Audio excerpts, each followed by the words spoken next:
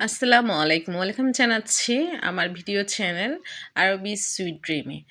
আমি শাহিদা আরবি থাকছি পুরো ভিডিও জুড়ে। আপনারা সাথে থাকবেন এবং পুরো ভিডিওটি না টেনে দেখবেন। আর লাইক, সাবস্ক্রাইব করে দিবেন। আমার সাবস্ক্রাইবের খুবই প্রয়োজন। তো সম্পূর্ণ ভিডিওটি না টেনেই দেখবেন। তো আমি হাঁটছি, আপনারা মনে করতেছেন আমি মনে হয় পাগল হয়ে গেলাম, এত হাঁটতেছি কেন? আসলে হেঁটে হেঁটে আমি যাচ্ছি আসলে মার্কেটে। আমাদের হচ্ছে সামনে একটা মার্কেট আছে, হেঁটে যাওয়া যায়। ওখানে আসলে সব কিছুই পাওয়া যায়, কাঁচা বাজার, গ্রোসারি বল, কাপড় চোপড় বলেন, একেবারে কসমেটিক্স আইটেম বলেন, খাতা কলম বলেন, সব কিছুই পাওয়া যায়। তো আমি ওখানে কাছে একটা মার্কেটে যাচ্ছি ছোটোখাটো। তো হেঁটে হেঁটে যাচ্ছি, কারণ বাসা থেকে একেবারে 5 মিনিটের দূরত্ব। সেজন্য আর গাড়ি নিচ্ছি না। বাচ্চা থাকলে তাও রিক্সা একটা নিই, এখন নিচ্ছি না, হেঁটেই যাচ্ছি। হাঁটলে আসলে ভালোও লাগে। তো যাচ্ছি আর কি। তো পৌঁছে গেলাম কাঙ্ক্ষিত গ্রোসারি শপে। গ্রোসারি শপে আমি এসেছি অ্যারারুট নেওয়ার জন্য। আমার আম্মুর হচ্ছে হাতের কাজ করা শেষ 3 পিসের মধ্যে। তো ওটাতে অ্যারারুট দিবে, সেজন্য আমি অ্যারারুট কিনতে যাচ্ছি। তো বেচারা যেখানে আসলে মাপতেছে অ্যারারুটগুলো, ওখানে দেখাও যাচ্ছে না, কারণ এই শপে এত মালামালের জন্য আসলে কিছুই দেখা যায় না, ভিতরেও প্রবেশ করা যায় না। দরজা থেকে বলে তারপর হচ্ছে অ্যারারুট নিচ্ছি, কারণ এখানে আসলে কোনো দোকানে অ্যারারুট নাই এটা ছাড়া। তো আসলাম হচ্ছে আমার বাচ্চার জন্য খাতা কিনবো, প্লাস আমি জুতো দেখবো আর কিছু কসমেটিক্স আইটেম দেখবো। সেজন্য ঢুকলাম একটা বেভারেজ একটা আইটেমের দোকানে, যেখানে একদম সব কিছু পাওয়া যায়। লাইব্রেরি আইটেম বলেন, কসমেটিক্স আইটেম বলেন, জুতা আইটেম বলেন, একদম কসমেটিক্স ছাড়া সবই পাওয়া যায়। কাপড় চোপড় ছাড়া আসলে সবই পাওয়া যায়। তো চলে আসলাম, তো খাতা দেখতেছি। বাচ্চার জন্য আসলে খাতা লাগবে ৩-৪টা। তো দেখে দেখে বিভিন্ন প্রাইজের খাতায় নিচ্ছি মিলিয়ে ঝুলিয়ে, কারণ আমার ছোট বাচ্চা তো এখন একটা অক্ষরও লিখতে জানে না, ও আঁকবে শুধু। তো ওর জন্য কম দামের আর হচ্ছে একটু বেশি প্রাইজেরটা আমার বড় বেবির জন্য নিচ্ছি। তো এরকম করতেছি। তো আমি এই শপ থেকে আসলে সব কিছু কিনি, সেজন্য খুবই পরিচিত। আর হচ্ছে এটার হচ্ছে যেটা সেলস বয় খুবই ভালো ছেলেটা, অল্প বয়সী। ছোট ভাইয়ের মতো একদম সবকিছু বুঝে শুনে বিক্রি করে, যার কাছ থেকে যেভাবে বিক্রি করে আর কি। আমি যেহেতু সবসময় কাস্টমার, আমার তো একটু কমই নিয়ে থাকে। তো আসলাম, দেখতেছি খাতাগুলো ভালোই আছে। ভালো কোয়ালিটিরও আছে, মোটামুটি কোয়ালিটিরও আছে। আমি ২ দিক থেকে মিলিয়ে ঝুলিয়ে খাতাগুলো নিচ্ছিলাম। পাশে হচ্ছে দেখতেছি একটা কাস্টমার আন্টি ব্যাগ নিচ্ছে, উনার নাতির জন্য মনে হয়। তো হচ্ছে আমি অন্যান্য আইটেমও দেখতেছি। তো দেখতে দেখতে আসলে আমার চোখে কিছু জিনিস ভালো লাগতেছে, এগুলা বের করতে বলতেছে আর কি। তো এগুলো দেখতে দেখতে চলে আসলাম এদিক দিয়ে। এই সাইডে আসলে এসে দেখতেছি যে অনেক কিছু আইটেম নতুন করে আনা হয়েছে। আর আন্টিটা বলতেছে, মা একটু দেখো তো কোনটা কিনবো। তো আমি ওনাকে বললাম চেইন দেখে কিনেন, চেইনগুলো ভালো লাস্টিং করে না ব্যাগের মধ্যে, চেইন ভালো হলে ব্যাগের কোয়ালিটি ভালো। তো উনি দেখতেছে চেইনের কোয়ালিটি কীরকম, দেখাতে বলতেছে। তো দেখে শুনেই নিচ্ছে আর কি। উনি আসলে ডিসাইড করতে পারতেছে না কীরকম মানে ব্যাগ নিবে। তো আমি বললাম ব্ল্যাক, এই দুটার মধ্যে একটা নিতে, কারণ এগুলোর কাপড়ের কোয়ালিটি অনেকটা ভালো। তো আমি আসলে ব্যাগের প্রাইসও দেখতেছি, কারণ আমার বাচ্চার জন্য যে ব্যাগটা কিনা হয়েছে, আমার মনে হয়েছে যে আমার হাজব্যান্ড একটু বেশি দামেই দিয়ে দিছে। তো এখান থেকে দেখে নিচ্ছি, বাচ্চারা তো আর বেশি দিন রাখে না, ওদের কীরকম প্রাইজের ব্যাগ। আসলে ও দূরে কোথাও যাওয়ার জন্য, আমার একটা জিনিসের জন্য দূরে কোথাও যাওয়া হয় না, এখানে ব্যাগ আছে আমি তেমন জানিও না। তো আজকে জানলাম। তো জুতো কিনতে হবে, আসলে একটু জুতো দেখবো বললামই। তো বাচ্চার জন্য দেখবো, আমার জন্য দেখবো, দেখি কিরকম আছে। আমার জন্য তেমন আছে কিনা জানি না, বাচ্চার জন্য একটু মিলাবো, কারণ বাচ্চার স্যান্ডেল আসলে ছোট হয়ে গেছে। তো আর এক সেট কিনতে হবে, ২ জনের জন্য ২ সেট। তো এগুলো দেখতেছি, আর কসমেটিক্স কিছু দেখতেছি। আসলে নতুন অনেক কসমেটিক্স আইটেম আসছে, আমাকে বলতেছে আপু দেখেন নতুন অনেক কসমেটিক্স আইটেম আসছে। কসমেটিক্স আইটেম মানে লোশনের আইটেম, বিভিন্ন ধরনের গরমের প্রোডাক্টও চলে আসতেছে নাকি, এগুলো দেখাচ্ছে। তো বেবি প্রোডাক্ট এসেছে, বলল যে একটু দেখে যান, এসে কিনবেন আর কি। তো আমরা যেহেতু রেগুলার কাস্টমার কাছের, সেহেতু এভাবে আসলে সব কিছু যা নতুন আসে এগুলো দেখা। আন্টি এখনো ডিসাইড করতে পারেনি আসলে কোন ব্যাগটা নিবে। আমি বললামই উনাকে এই ২টার মধ্যে, উনি ঘুরে ফিরে এই ২টা আবার দেখতেছে। অনেকগুলা ব্যাগ দেখার পরে আসলে এগুলো ব্যাগের কোয়ালিটি হচ্ছে মোটামুটি, কারণ হচ্ছে এগুলো একদম বাচ্চাদের ব্যাগ, শিশু শ্রেণী, প্রাক প্রাথমিক আর হচ্ছে 1-এ যারা পড়ে এদের জন্য জন্য। তো বললাম যে এত কিছু না বেচে আসলে ১ বছরই ইউজ করবে যেহেতু যেকোনো একটা নিয়ে নেন। কারণ বাচ্চারা তো ১ বছর পর নষ্টই করে ফেলবে। কারণ ওরা বেশি ছোট। এরা বুঝে না, টেনে টুনে চিং বাদে খুলে নষ্টই হয়ে যাবে। তো আন্টি ডিসাইড করতেই আছে আর বলতেছে যে প্রাইস কিরকম বলবো। তো বললাম যে তেমন তো উনি বেশি দাম নেয় না। উনার প্রাইসের থেকে আপনি কিছুটা দরদাম করবেন আরকি। তো আমার আসলে চুড়িগুলো পছন্দ হচ্ছে। কিন্তু আমার সাইজের নাকি চুড়ি নাই। আসলে বলতেছে যে, আপনার সাইজের আনা হয় না। কারণ হচ্ছে খুবই কম বিক্রি হয় এরকম। এগুলা যেগুলো চুড়ি আছে একদম মানি আরকি কি বলবো আপনার থেকে একটু ছোট সাইজের। তো এই হচ্ছে আমার সাইজে আনা হয় না বলতে চুড়ি-টুড়ি এগুলো তো হচ্ছে আসলে এখানে অতিরিক্ত ভালো পাওয়া যায় না। কোয়ালিটি সম্পন্ন পাওয়া যায় না। এগুলো হচ্ছে সবসময় লাফিসের যেগুলো চুড়ি এগুলা নিয়ে আসে নাকি একদম পাথরের-টাথরের অত চুড়ি আনে না। তো আমি আবার চলে গেলাম জুতার দিকে। কেন জানি না ছোট, ছোট জুতা এগুলোর মধ্যে ভালো লাগতেছে কিন্তু পা কেটে যাবে নাকি আসলে দেখতেছি এগুলো অনেক ধার চারিদিক দিয়ে। তো আমি দেখতেছি যে আসলে পা কেটে গেলে যে এগুলাতে মনে হয় ধার লাগতেছে খুব বেশি যে পা কেটে যাবে মনে হয়। কি আর করার? আসলে এরকম তো রিস্ক লাগতেছে। বাচ্চা নিয়ে এসে নিতে হবে। পায়ে কি ব্যথা পাচ্ছে নাকি দেখার জন্য।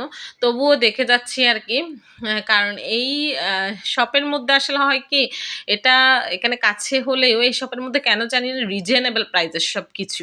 তো আমার জুতার জন্য আমি এখানে এক জোড়া জুতা আসলে পছন্দ হয়েছে। ভাইয়াকে বললাম, "এদিকে আসেন, আমাকে এই জোড়াটা বের করে দেন।" বলল যে, "একটু দাঁড়ান আপু, আমি আসতেছি।" তো আমি অন্য আইটেম দেখতেছি এখানে ব্যাগ-ট্যাগ নতুন করে অনেক কিছু, এত কিছু আসলে গতবার আসছিলাম যে মাল অনেক কমে গেছিল। এখন দেখতেছি অনেক মাল তোলা হইছে।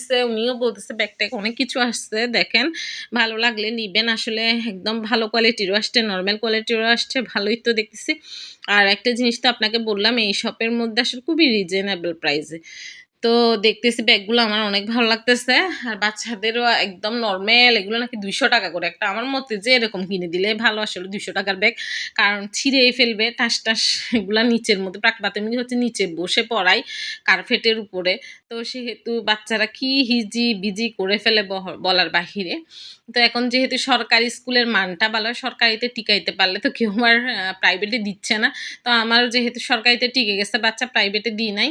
তো প্রায়ই দেখতেছি স্টুডেন্টের মারাই কি কথা সরকারিতে যখন টিকছে কেন প্রাইভেটে দিব।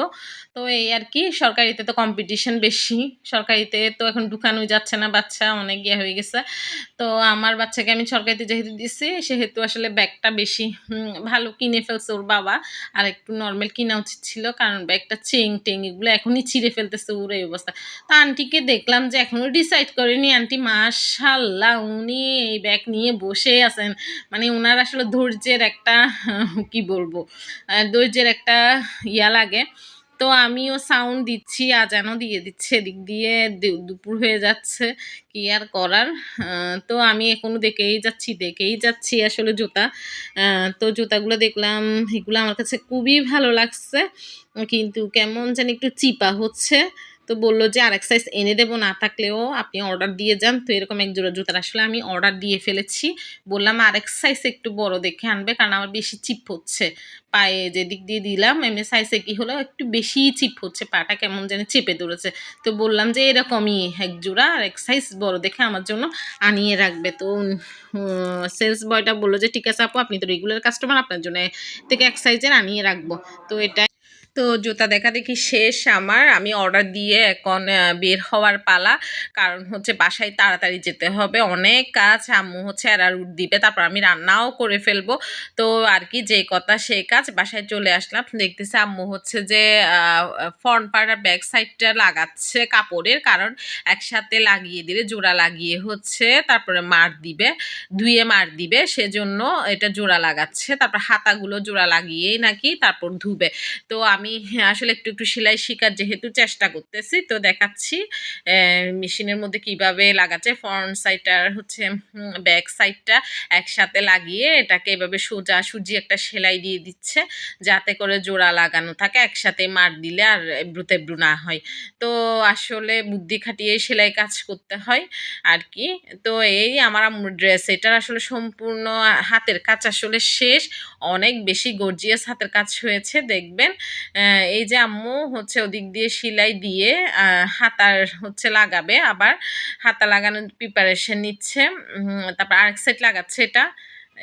ওই সাইডের মধ্যে হাতাগুলো জোড়া লাগাবে। তো আম্মু হচ্ছে এগুলা করতেছে। আমার আম্মু আসলে সেলাই কাজে খুবই পারদর্শী। আমিও একটু একটু শিখি। এই যে জোড়া লাগাচ্ছে উল্টিয়ে পাল্টিয়ে। তো জোড়া লাগানো হলে হাতার গুলা লাগাবে। এই তো এই সাইড করে ফেললে এটার আসলে ফ্রন্ট পার্ট আর হচ্ছে ব্যাক সাইডটা আসলে জোড়া লাগানো শেষ হয়ে যাবে।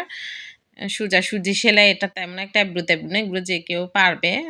যারা সেলাই মেশিন চালাইতে পারে মোটামুটিভাবে তারা আরকি। তো আসলে ইজিলি কাজগুলা দেখেই হচ্ছে কঠিনে যাওয়া। এই যে লাগাচ্ছে। এটাতে আসলে ক্যাটওয়ার্কের কাজও এত সুন্দর করে করছে বলার বাহিরে। ক্যাটওয়ার্কের কাজ করা আবার হাতের কাজ করা সব মিলিয়ে অসাধারণ, অসাধারণ একটা ড্রেস। কি আর বলবো। তো এই লা শেষ। এটার জোড়া লাগানো শেষ। এই তো সেলাই মেশিন থেকে নিয়ে নিচ্ছে। এটা জোড়া শেষ।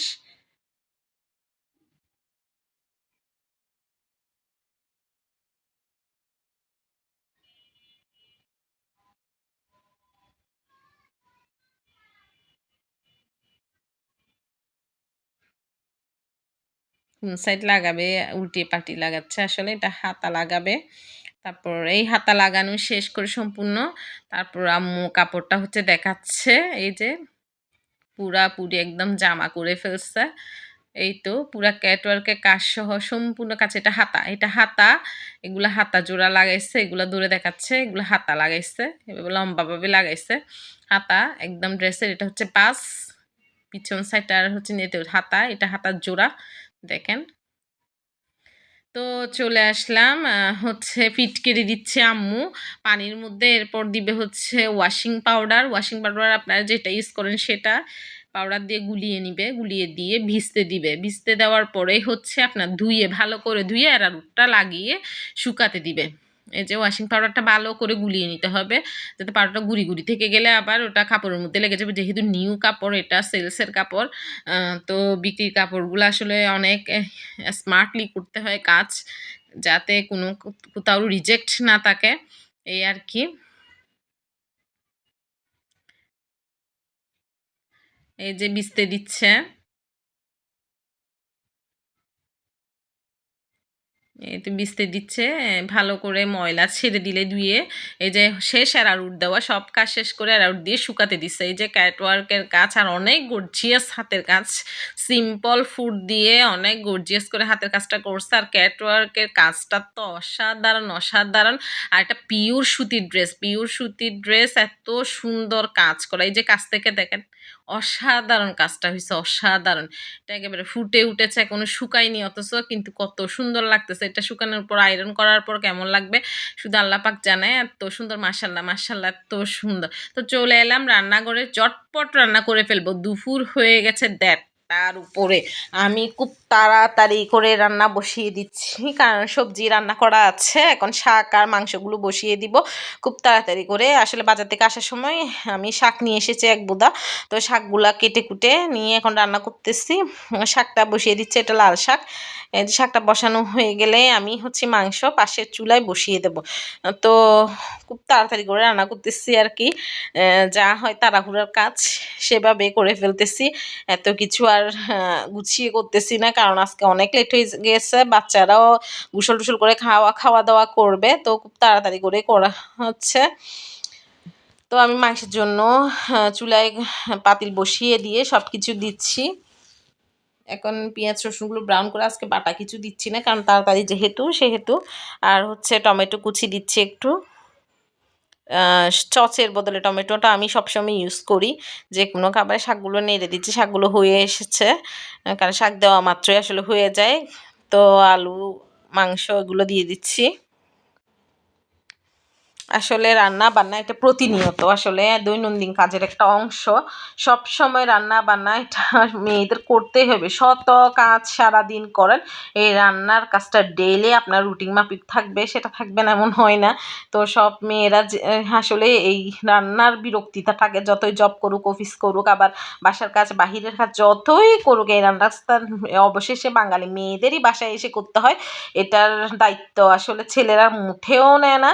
বাঙালি মেয়েদের ক্ষেত্রে মোটেও নেয় না। আবার হচ্ছে অন্যান্য কান্ট্রিতে আসলে সমান তালে বাহিরের ঘরের সব কাজ সমান তালে করতে হয়। তো আমি যেহেতু আসলে জব করি না, সেহেতু আমার একটু রান্নার প্রেশারটা আরও বেশি। তো যারা জব করে তাদের একটু হয়তো কম। আরও নেই আমাদের হোমমেড, আমি আর হচ্ছে আমার আম্মু মিলে করি বাসার মধ্যে সব কাজ।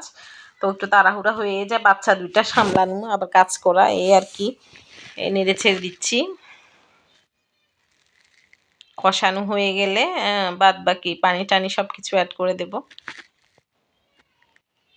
শাকগুলো অলমোস্ট শেষ হওয়া, এগুলো একদম হয়ে গেছে। চুলো নিভিয়ে রাখবো ওখানে। তো আমি একটু পানি দিচ্ছি, পানি অ্যাড করা হয়ে গেলে ঢাকনা দিয়ে দেব। সিম্পল রান্না বান্না, হতে বেশিক্ষণ লাগবে না, 10-15 মিনিট লাগবে আর হতে। তো চলে আসলাম একটু খাওয়া দাওয়া শেষে বেলকনিতে। তো ভালো থাকবেন সবাই, আগামী দিনের আশায় সুস্থ থাকেন, আমার জন্য দোয়া করবেন বেশি বেশি। থ্যাঙ্কস ফর ওয়াচিং, আল্লাহ হাফেজ।